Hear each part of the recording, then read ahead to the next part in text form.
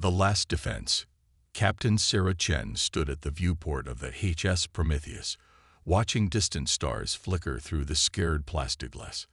The carrier had seen better days, its hull marked by decades of service, its corridors echoing with the groan of aging metal. But like the ancient Titan whose name it bore, the Prometheus still carried humanity's fire. Multiple contacts emerging from hyperspace, Captain.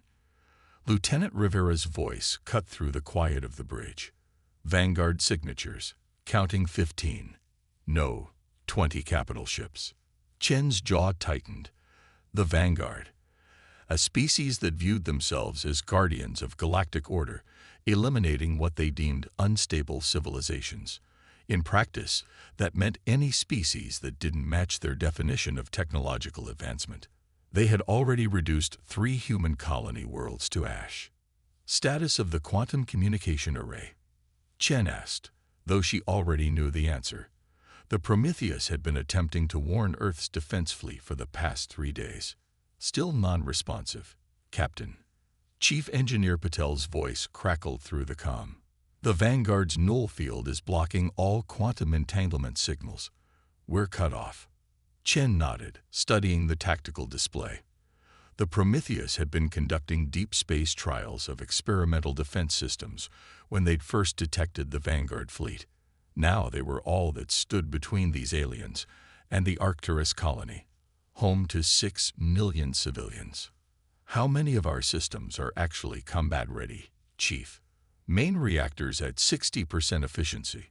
We've got 3 functioning launch bays out of 6. Point defense grid is operational but running on backup processors. And Pidal paused.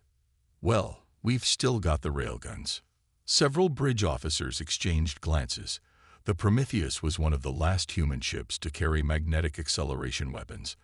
Most modern vessels relied on energy-based armaments, considered more civilized by galactic standards. The railguns were kept mainly for tradition and backup. The Vanguard are broadcasting, Captain, Rivera reported. Text only. The message appeared on Chen's display. Primitive vessel. UHAVBENID and TFIE as a potential source of Galactic and NSTA Power down your systems and prepare for evaluation. Chen's first officer, Commander David Walsh, stepped closer. They're not even bothering to demand surrender anymore, just evaluation, which means either destruction or forced technological regression. What are our options?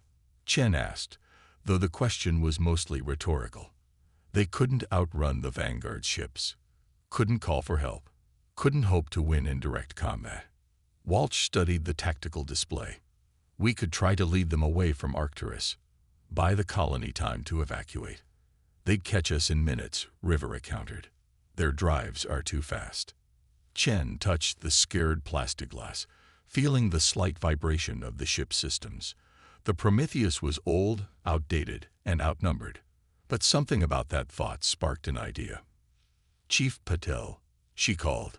The Vanguard's targeting systems, they're all based on predictive AI, correct? Yes, Captain. They analyze energy signatures, movement patterns, shield harmonics.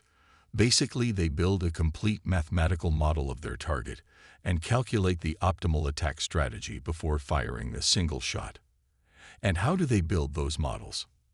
They use quantum scanning arrays to. Patel's voice trailed off as he caught her meaning. To analyze our technology. But Captain, our systems are so outdated compared to theirs that their scanning arrays might actually have trouble building an accurate model. They're calibrated for much more advanced technology. Chen smiled. Like trying to use a microscope to look at the stars. Commander Walsh, how many of our drone maintenance units are still functioning? 12, Captain. Basic repair drones, nothing military. And the material fabricators in the engineering bay. Operating at reduced capacity, Patel replied. But they can still process raw materials. What are you thinking? Chen turned to face her crew. The Vanguard expect us to behave like a modern warship, to rely on energy weapons, shield harmonics, and predictable tactical algorithms. So let's show them something different, something their advanced systems aren't designed to handle. She moved to the tactical station, bringing up schematics of the Prometheus's various systems. "Chief, I want you to strip down those maintenance drones. Remove everything except basic thrusters and power cores. Commander Walsh, have your team gather every piece of metallic debris and spare parts we can find. Lieutenant Rivera, analyze the Vanguard's scan patterns from our previous encounters. Find the gaps in their detection grid." The bridge crew stared at her for a moment before understanding began to dawn in their eyes. This wasn't going to be a battle of advanced technology against advanced technology. This would be something else entirely. "They're launching fighter screens," Rivera reported. "Standard Vanguard attack pattern. They'll try to box us in before the capital ships move into range." "Let them come," Chen said. "But first, send them a response to their message." Her fingers moved across the console, typing out, "Prometheus, actual to Vanguard fleet. We HCK Gigi your Parisian and await your evaluation. Please proceed." "Captain." Walsh raised an eyebrow. "We're actually inviting them to attack." Chen's smile didn't waver. "The Vanguard pride themselves on their predictive capabilities, Commander. So let's give them exactly what they expect, right up until the moment we don't." The next hour was a flurry of activity. Engineering teams stripped down maintenance drones and repair units, turning them into little more than guided engines. Fabricators worked overtime, turning scrap metal and debris into crude but carefully shaped objects. Officers analyzed every detail of Vanguard tactical doctrine they had on record. The enemy fleet moved with precise mathematical grace. Fighter screens expanded in perfectly calculated patterns. Capital ships maintained optimal firing solutions. Everything proceeded according to their models of how a primitive species should behave when confronted by superior technology. "They're in range," Rivera announced, reading energy buildup in their main weapon arrays. "All hands, brace for combat," Chen ordered. "And remember, no energy weapons, no shield harmonics, nothing their systems are designed to predict. We fight this battle with steel, speed, and silence." The Vanguard's first volley lit up space with precisely targeted energy beams, each one calculated to disable specific systems based on their scans of the Prometheus. But they were firing at where their models predicted those systems should be, not where they actually were. "Minimal damage," Paddle reported. "Their targeting algorithms can't get a proper lock on our jury-rigged systems. Half their shots are going wide." "Launch the first wave," Chen ordered. "Let's show them what primitive technology can do."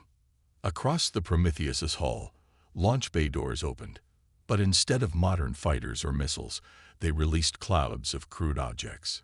Simple shapes of metal and ceramic, tumbling through space. The Vanguard sensors registered them as debris, not worth targeting. Until they started to move. The stripped-down maintenance drones, hidden among the debris, activated their thrusters. Suddenly, the cloud of space junk became a swarm of guided projectiles, each one aimed at the precise angles where the Vanguard's energy shields were calibrated to deflect energy weapons, not solid matter. Impact in 3, 2, 1. The first wave struck. Crude but massive projectiles, accelerated by simple engines, slammed into Vanguard fighter screens. Their advanced shields, designed to disperse energy attacks, struggled to handle the basic physics of kinetic impacts. Fighters spun out of formation as their delicate sensor arrays were bombarded with what amounted to intelligent rocks. "Their attack pattern is destabilizing," Rivera reported, unable to keep the excitement from his voice. "They're trying to recalculate, but our weapons aren't matching any known configuration in their databases." "Launch second wave," Chen ordered. "Different vectors this time.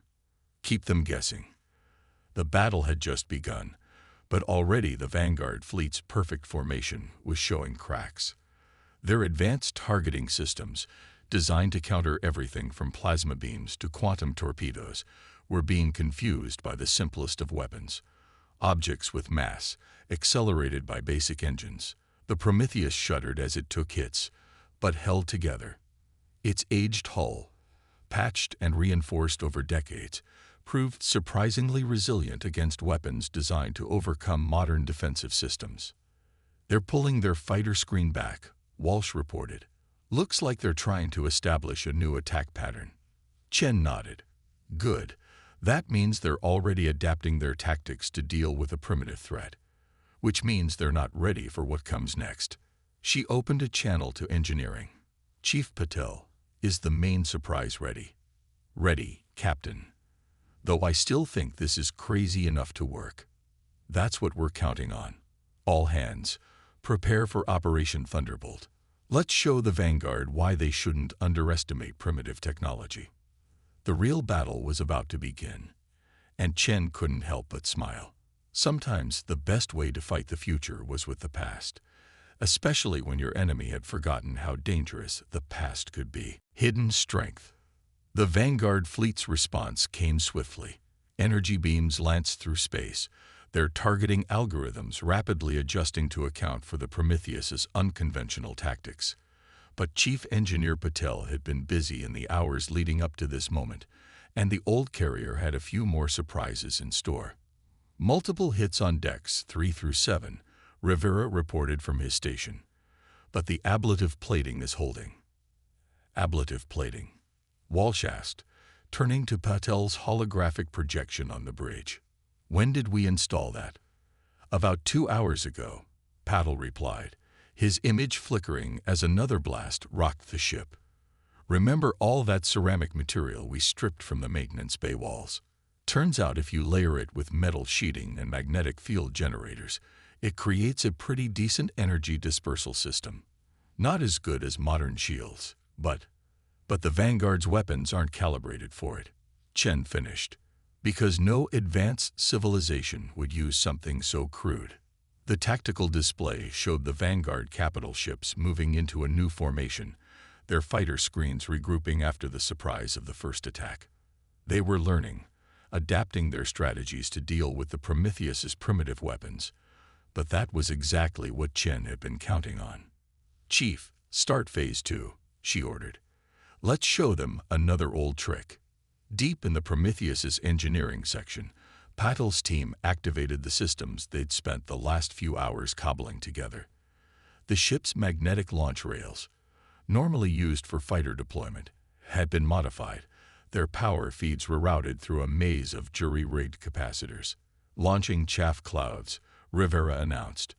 But what emerged from the Prometheus wasn't the standard electronic warfare chaff used by modern warships. Instead, clouds of metallic powder, literally ground-up spare parts and hull plating, spread through space, each particle magnetized by the modified launch rails. The Vanguard's energy weapons sliced through the clouds, but the magnetized particles caught and scattered their beams, creating a dazzling display of refracted energy. More importantly, the clouds played havoc with the aliens' sophisticated sensor systems, which struggled to compensate for the seemingly random magnetic interference. "Their targeting efficiency is down 40%, Rivera reported, a note of satisfaction in his voice. "They're having trouble maintaining target locks through the magnetic distortion." Chen nodded. "Time to show them what else primitive technology can do." Launch the Trojan horses. Mixed in with the chaff clouds were dozens of small, crude missiles, little more than metal tubes packed with remaining maintenance drone engines. But these carried a special payload, one that Patel's team had crafted from the Prometheus's own systems. "Magnetostatic pulse warheads ready," Patel reported. "Though I still can't believe we stripped our backup life support controllers to build them." "Better to fight without backups than not fight at all," Chen replied. "Execute."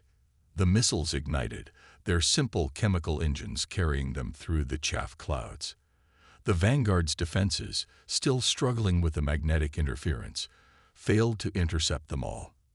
When they detonated, they released not explosions but waves of concentrated electromagnetic energy, crude but enormously powerful, generated by the repurposed life support systems. The effect on the Vanguard ships was immediate. Their sophisticated mirror-linked control systems, quantum computation arrays, and energy weapon harmonics all relied on precisely calibrated electronic systems. The primitive but powerful electromagnetic pulses didn't destroy them, but they forced emergency resets and recalibrations, disrupting the aliens' perfect coordination. Multiple Vanguard vessels showing power fluctuations, Rivera called out. Their formation is breaking down. They're launching some kind of countermeasure drones, Walsh added, studying his tactical display. Looks like they're trying to clear the chaff clouds. Chen smiled. Let them. Lieutenant Rivera, prepare to execute Operation Thunderbolt. Chief Patel, how are our railguns? Ready, Captain. We've overcharged the magnetic accelerators well beyond safety limits. We'll probably burn them out after a few shots, but they'll hit harder than anything these aliens have seen before. The Vanguard countermeasure drones moved through space with precise efficiency, using energy beams to vaporize the clouds of magnetized chaff. Their programming was adapting, learning to deal with these primitive tactics. But that adaptation was predictable and predicted. Enemy vessels moving to reinforce their center formation, Walsh reported. They're creating overlapping fields of fire, trying to box us in. Perfect, Chen said softly. Because that's exactly where we want them. Chief Patel, are you ready to show them our biggest surprise? Ready, Captain. Though I still think this is either brilliant or insane. The best plans are usually both. Chen straightened in her command chair. All hands, prepare for emergency maneuvers. Operation Thunderbolt commences on my mark. The Prometheus's engines flare to life, but not the main fusion drives. Instead, dozens of small thrusters, salvaged from the maintenance drones and welded to strategic points across the hull, ignited simultaneously. The old carrier began to spin, slowly at first, then faster. Centripetal acceleration building, Rivera reported. Hull stress increasing but within tolerance limits. The Vanguard fleet's response was delayed by a crucial few seconds as their tactical AIs struggled to understand this seemingly suicidal maneuver. By the time they realized what was happening, it was too late. Mark, Chen ordered. The Prometheus had become a massive centrifuge, its spin creating acceleration far greater than its engines alone could achieve. And mounted along its length, the overcharged railguns waited, their magnetic accelerators humming with power. As they reached the optimal point in the spin, they fired. The projectiles, simple slugs of dense metal, were launched with the combined force of the magnetic accelerators and the centripetal acceleration of the ship's spin. They shot out at velocities that would have torn apart more sophisticated ammunition, but these were just chunks of metal. Simple, primitive, and moving at a significant fraction of light speed. The first salvo struck a Vanguard cruiser before its predictive defenses could react. The sheer kinetic energy of the impact overwhelmed shields designed to deflect energy weapons. Armor crumpled, and the vessel's sleek hull split open like a broken egg. Direct hits on 3 enemy vessels, Rivera called out, his voice almost drowned by the groaning of the Prometheus's stressed hull. Their formation is breaking up completely. Secondary impacts registered, Walsh added. Debris from the initial strikes is acting like shrapnel, creating a chain reaction through their tight formation. Chen gripped her command chair as the ship's spin began to slow. Status of the railguns. Burnt out, just as expected, Paddle reported. But they did their job. Captain, the Vanguard fleet is transmitting. The message appeared on Chen's display. CEA's fire. Tactical assessment in progress. They're pulling back, Rivera confirmed. Maintaining weapons lock on us, but their attack formation is dissolving. I think we actually surprised them. Good. Chen allowed herself a small smile. Because we're just getting started. Chief Patel, begin preparations for Phase 3. Let's show them what else humanity's primitive technology can do. As the Vanguard fleet retreated to a safer distance, the crew of the Prometheus worked frantically to prepare their next surprise. They had bloodied the aliens' nose with their first attacks, but the real battle was still to come. And Chen knew that their enemy would not underestimate them a second time. But that was fine, because now they had the Vanguard's attention. And sometimes, getting your enemy to take you seriously was the first step toward victory. The Ghost Fleet. The Vanguard fleet hung in space like a constellation of deadly stars, their ships regrouping at a cautious distance from the Prometheus. They had learned respect for primitive weapons, but Chen knew it wouldn't last.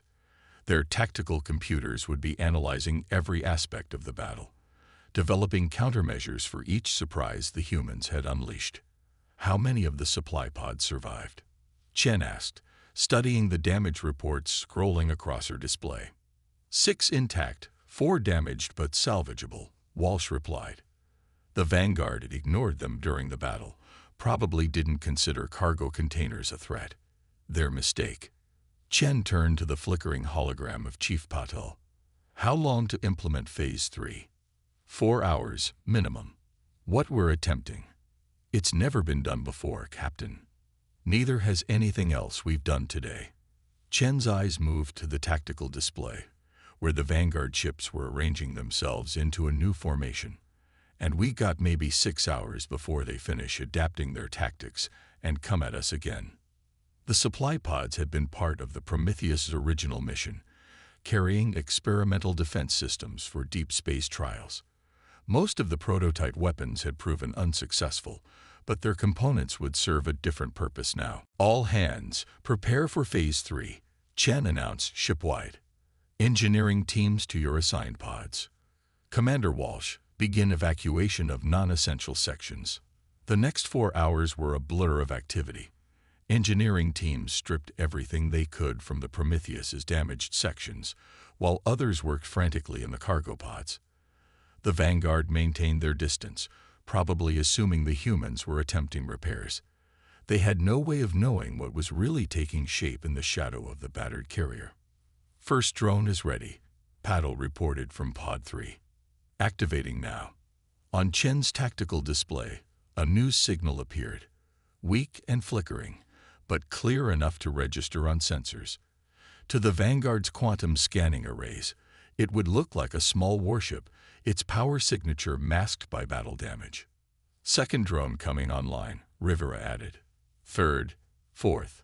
They're all showing the same energy profile as damaged human vessels. What had once been cargo pods were transforming into something unprecedented.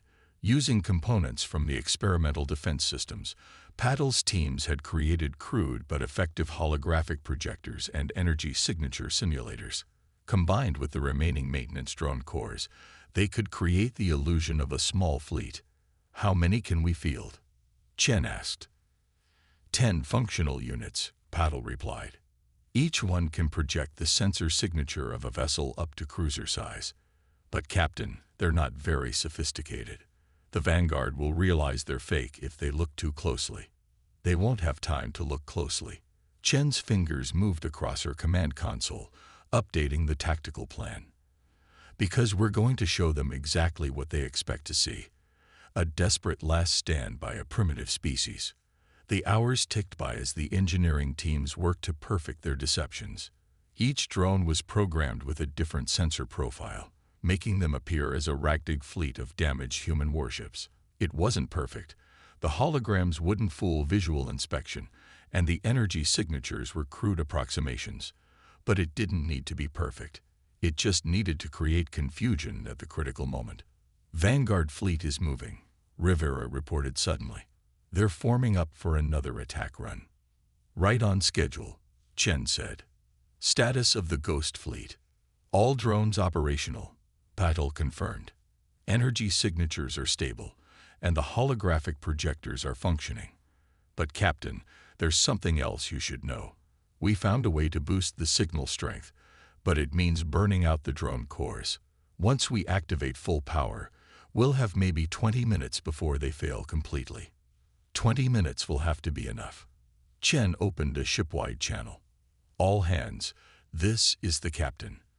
What we're about to attempt goes against every rule of modern space combat. The Vanguard expect us to fight like a civilized species, to follow the same tactical doctrine as every other race they've encountered. Instead, we're going to give them chaos.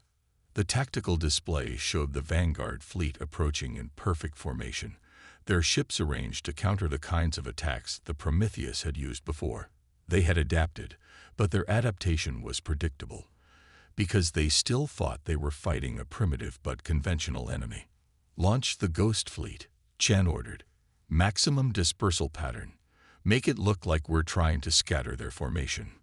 The drones moved out from behind the Prometheus, each one projecting the sensor signature and holographic outline of a human warship.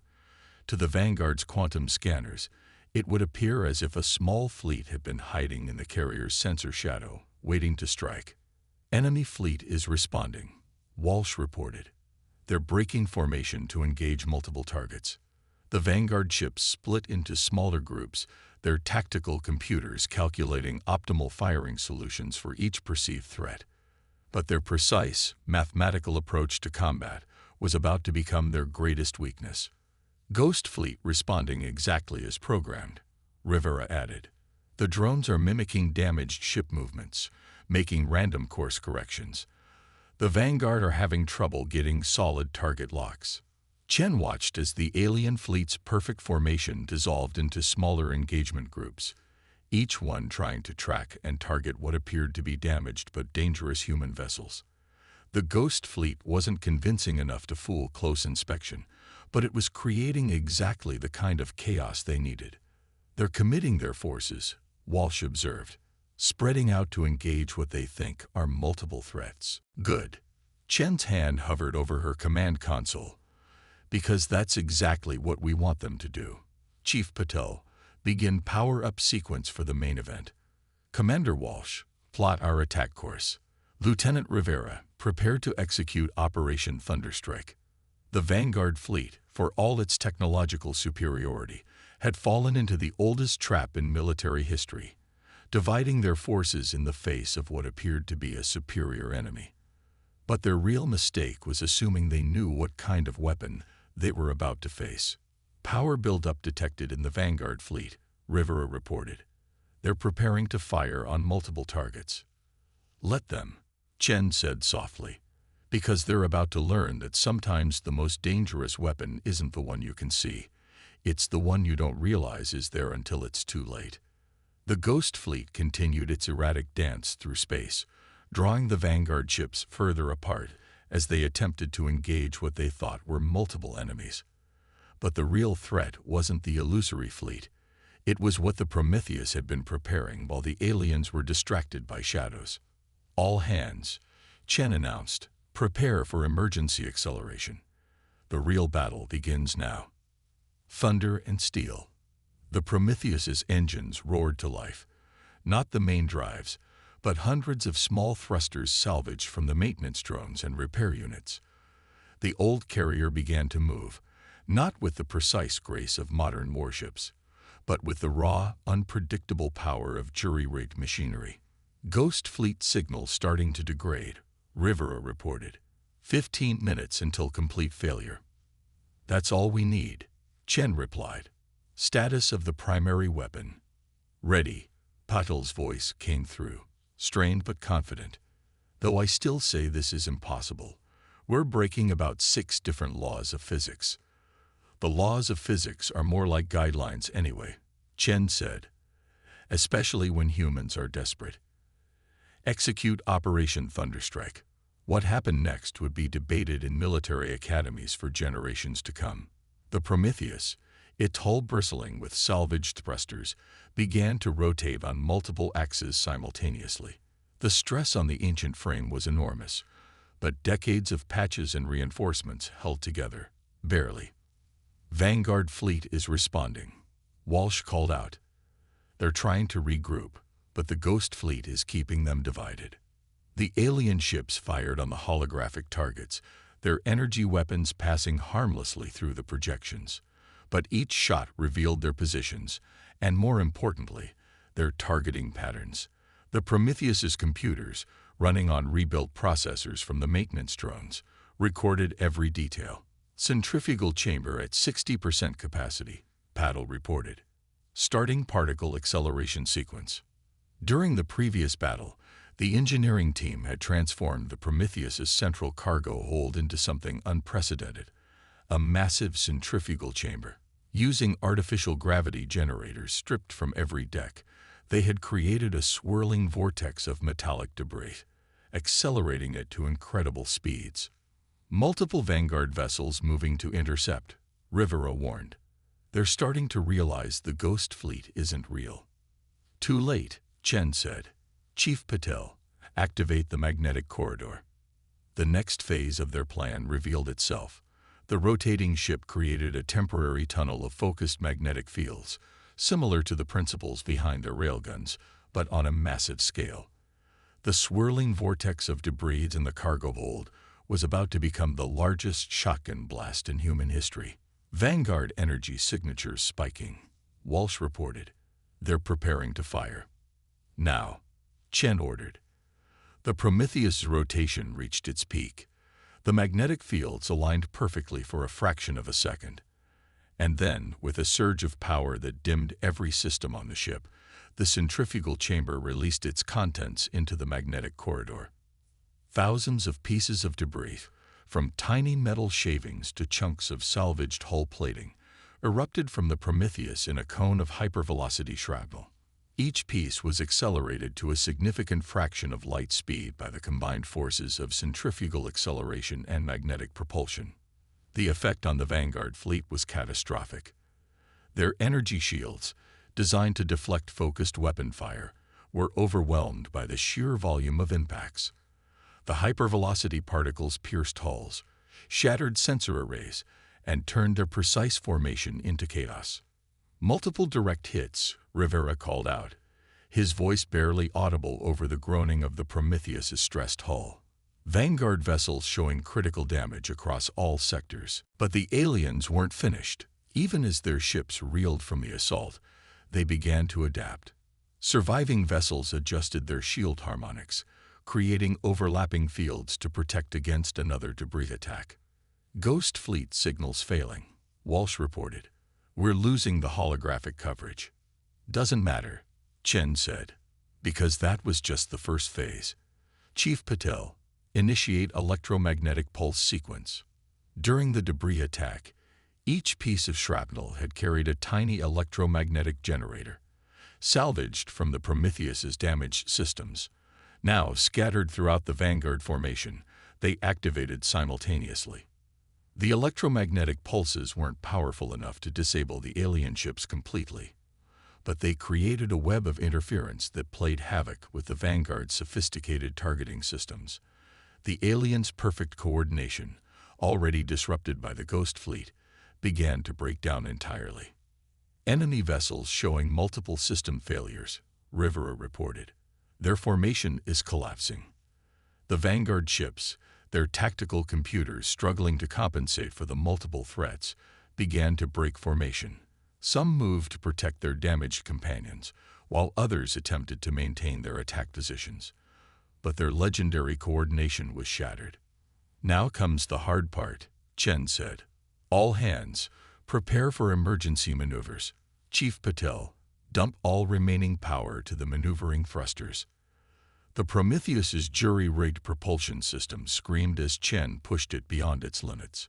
The old carrier dove into the heart of the confused Vanguard fleet, its erratic movements making it impossible for their targeting systems to establish a lock. Multiple impacts, Walsh called out as energy beams grazed their hull. Structural integrity failing on decks 4 through 7. Reroute power from life support if you have to, Chen ordered. Keep those thrusters running. The Prometheus wove through the Vanguard formation like a primitive dance, its movements governed not by advanced algorithms, but by human intuition and desperation. Each near miss, each glancing blow, brought them closer to their final objective. Enemy flagship detected, Rivera announced. They're trying to restore fleet coordination. Perfect. Chen's hands flew across her console, because that's exactly what we've been waiting for. All hands, brace for impact. Chief Patel, initiate the killing stroke. The Prometheus's final surprise revealed itself.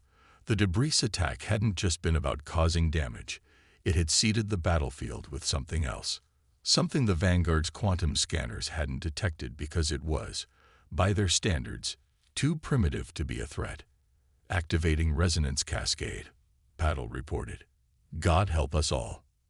Thousands of simple radio transmitters, hidden among the debris, activated simultaneously, each one broadcasting on a different frequency, creating a cascade of overlapping waves that interfered with the Vanguard's quantum communication networks. Their attempts to coordinate turned against them as their own signals amplified the interference. Enemy flagship shields are fluctuating, Rivera called out. They're trying to compensate, but the interference is too widespread. Take us in, Chen ordered. Right down their throat. The Prometheus, burning the last of its jury-rigged thrusters, accelerated toward the Vanguard flagship, not with the precision of modern combat, but with the raw determination of humanity's ancient warriors. Sometimes, the most effective weapon wasn't the most sophisticated. It was the one your enemy never expected you to use. Impact in 5, 4, 3. Legacy of Iron. The collision between the Prometheus and the Vanguard flagship wasn't the elegant dance of modern space combat. It was a testament to humanity's oldest military doctrine. Sometimes you had to hit them hard enough that they stayed down. Hull breach on decks 2 through 9. Walsh shouted over the screaming of tortured metal. We're losing pressure across all sections. The Prometheus had rammed the Vanguard flagship at an angle, its reinforced bow punching through the alien vessel's supposedly superior shields. The impact had torn both ships open, but that had been part of the plan. Because the Prometheus wasn't just delivering a physical blow, it was delivering a message. Transmit the package, Chen ordered, blood trickling from a cut on her forehead. All frequencies, all languages we know. Rivera's fingers danced across his partially functioning console. The message they'd prepared began broadcasting from every remaining system on the Prometheus, a simple signal that carried humanity's response to the Vanguard's assumption of superiority. We are not primitive. We are not unstable. We are human. Vanguard fleet is holding position, Walsh reported, struggling to read the damaged tactical displays. Their command and control network is completely disrupted. Through the shattered viewport, Chen could see the devastation they'd wrought. The Vanguard's perfect formation was in ruins. Several of their ships showed signs of catastrophic damage from the hypervelocity debris attack. Others drifted with their systems crippled by the electromagnetic assault. And at the heart of it all, their flagship was locked in a deadly embrace with a primitive human vessel that had done the unthinkable. Status of their quantum communication systems, Chen asked. Still offline, Paddle reported from what remained of engineering. The resonance cascade worked better than we expected. Their entire command network is in chaos. That had been the true victory, not just damaging the Vanguard fleet, but proving that their technological superiority could be turned against them.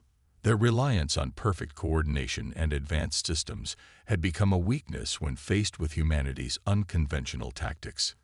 Captain, Rivera called out, we're receiving a transmission from the Vanguard flagship, text only. The message appeared on Chen's cracked display. UAAVVIOLATALLKNOWNPROTOCOLs of civilized combat. Send them our response, Chen ordered, a grim smile on her face despite the pain of her injuries.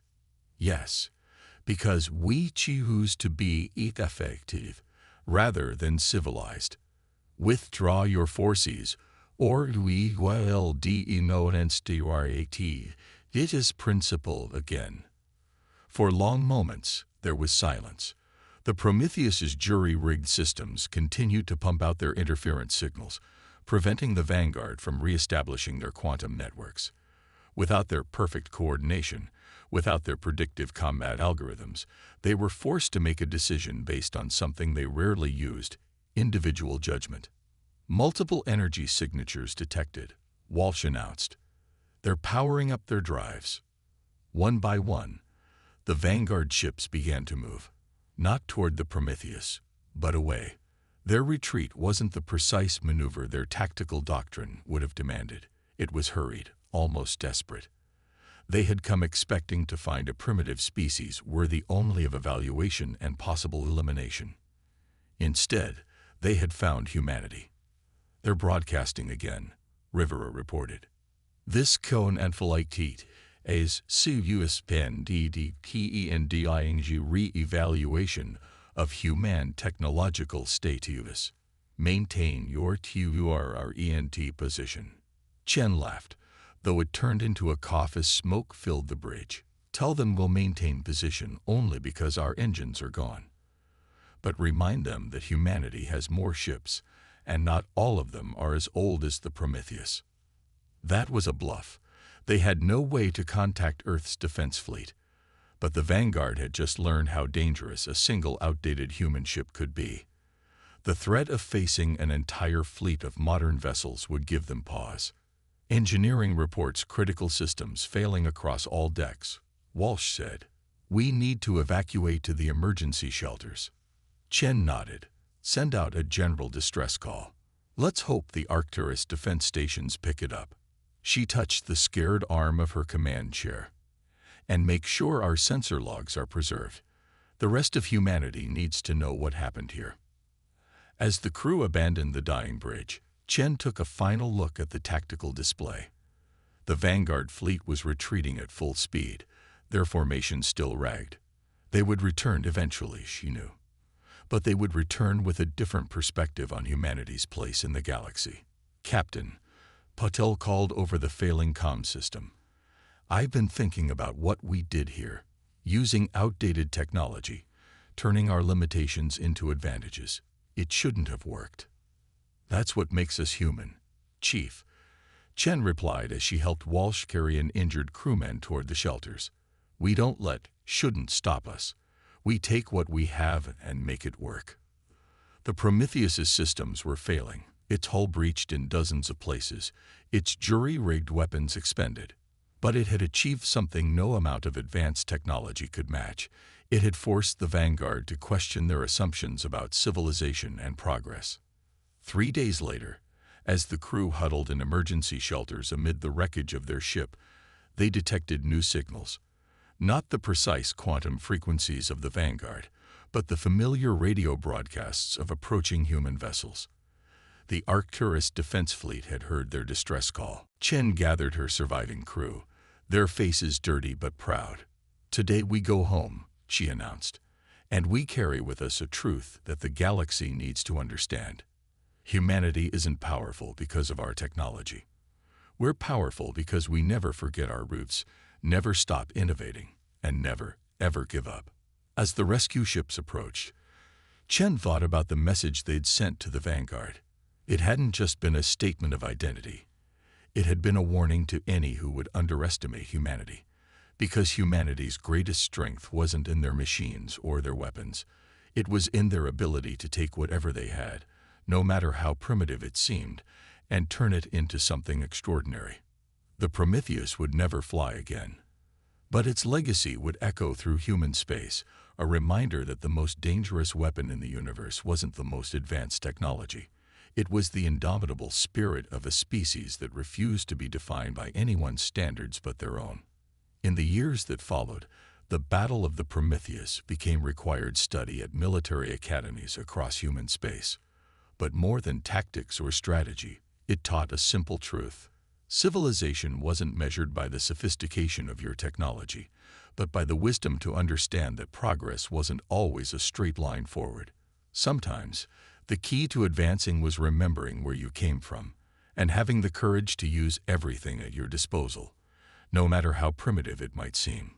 The Vanguard would return, eventually, but they would return to find a humanity that had learned its own strength, a humanity that had proved that the galaxy's newest spacefaring race was also one of its most formidable, not because of their technology, but because of their spirit. The spirit of iron and thunder, of determination and ingenuity, of a species that had clawed its way to the stars and would never stop fighting to stay there. That was humanity's true legacy, not the sophistication of their weapons, but the strength of their resolve. Not the advancement of their technology, but the depth of their resourcefulness. Not the power of their machines, but the indomitable spirit of their people. And in the vast darkness between the stars, that legacy would endure, a reminder to all who would encounter humanity. Underestimate us at your peril, for we are human, and that is enough.